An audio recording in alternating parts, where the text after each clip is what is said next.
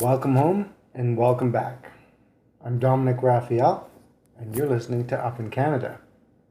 This series and episode is Moping and Doping.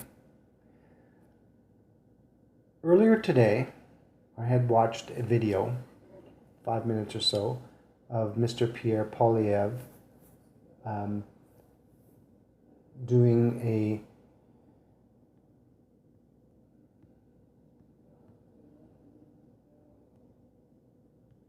an expo, let's say, on the tent cities in Vancouver. The situation is getting dire, no question about it. And his mandate to help out as many people as he possibly can is the highest on my priority as well. So I support that 100%. But it dawned on me earlier today while driving down the highway, and I was thinking about this video and his mandate and his suggestions and what he wants to do to change, what he wants to do to bring back these people into the real reality of life and as painless as possible. I can speak from experience, and it's 22 years, as you know, as past videos I've mentioned. But that isn't my suggestion. If Mr. Pierre Poilievre does ever get an opportunity to watch this video, I want him to know that what he's doing is commendable and well needed and should be looked at. Because if you look at the big picture, I think a lot of this wouldn't have happened if we didn't have this populist mandate in Canada and across the world about the current thing, or was the current thing.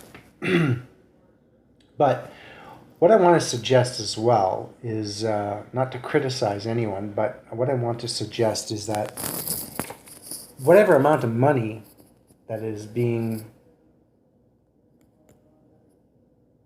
set aside for bringing these people back into society,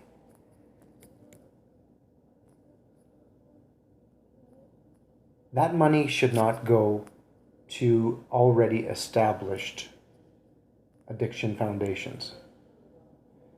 That may sound kind of odd that I would suggest something like that, but it dawned on me earlier today, and it was an insight that really had an impact on my thinking pattern.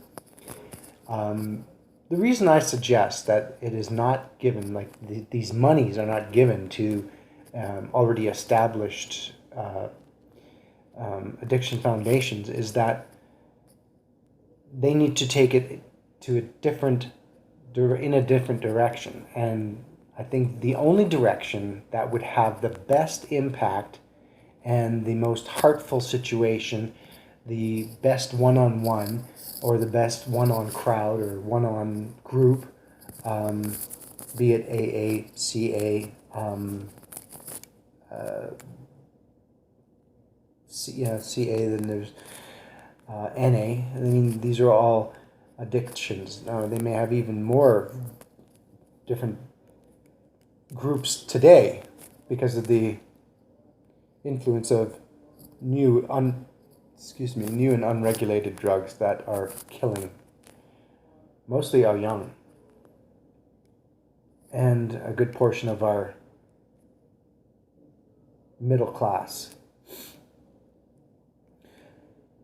I suggest that if this happens and he does become the next Prime Minister of Canada, I believe what he should do with this funding, however it's raised or however it is going to be established, it should be established to private sectors.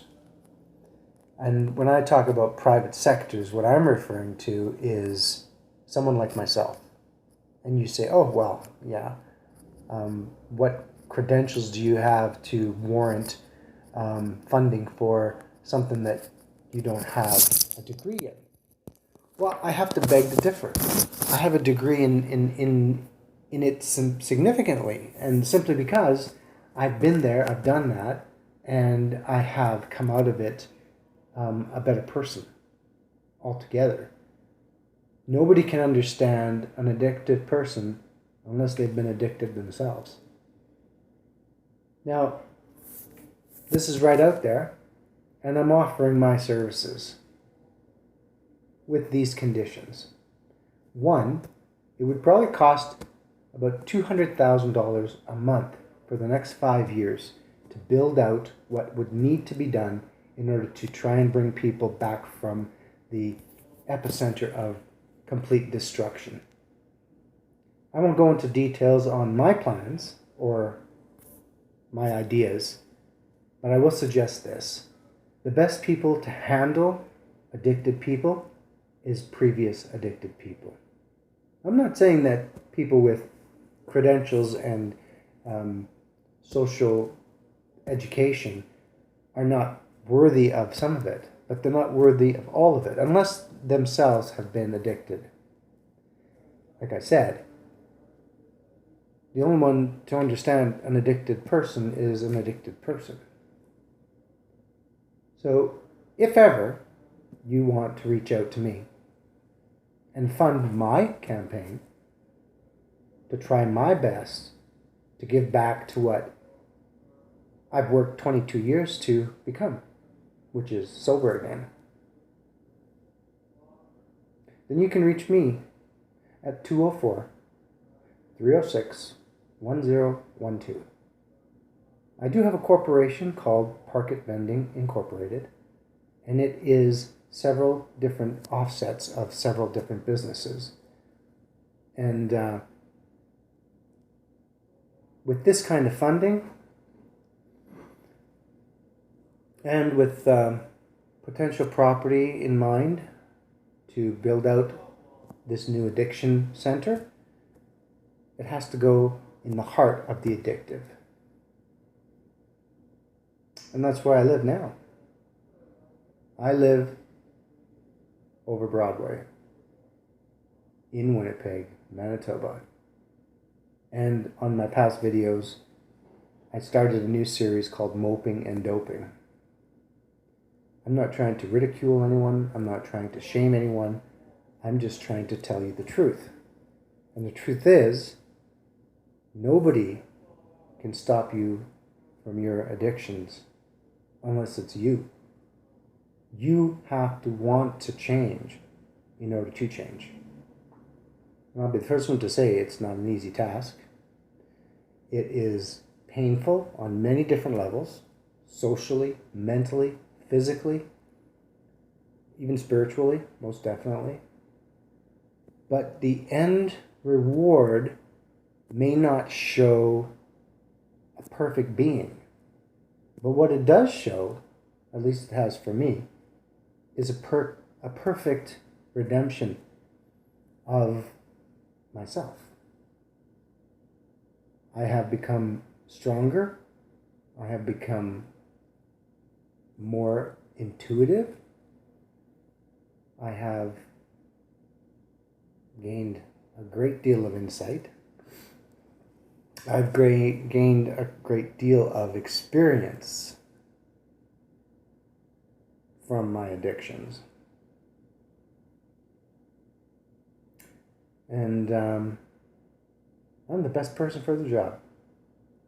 So if there was anything in my life today that I would like to do and that would make a difference, I'm not saying I'd commit the rest of my life to it, because an individual can only take so much, but if they have enough will, power, and integrity, as I believe I do, we can make a huge impact. We can make a huge difference. So take it into consideration. Personally, you have my vote. I was liberal before. I was conservative at one time as well. The system is broken, regardless of who you vote for. What we need to do is start changing the system. It needs to go in a completely different direction if the human species is to evolve into a new era. And there's so many things on the table right now that are encouraging us to expand our consciousness, as Elon Musk would say. Because we can't really do anything or complete anything or even accomplish anything if we don't become more conscious of what our intent is. So, for Up in Canada, I'm Dominic Raphael, and I'm welcoming you back and welcoming you home. Up in Canada. Moping and doping. Cheers.